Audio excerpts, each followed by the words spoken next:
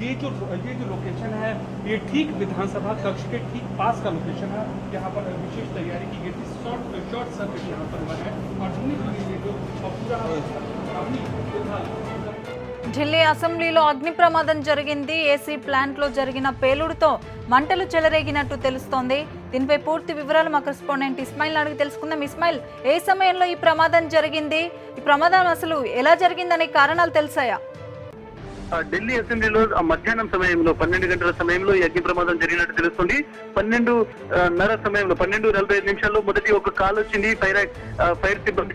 ఆ తర్వాత దాదాపు 2:30-3 నిమిషాల సమయంలో అక్కడికి చేరుకున్న తర్వాత అసెంబ్లీ ఆవరణలో ఉన్నటువంటి ఆరోగ్య శాఖ మంత్రి కార్యాలయం ఉంది. అక్కడ ఉన్నటువంటి ఏసీ ప్లాంట్ లో ఒక శబ్దంతో పేలుడు వచ్చింది. ఆ తర్వాత మంటలు విస్తరించాయి.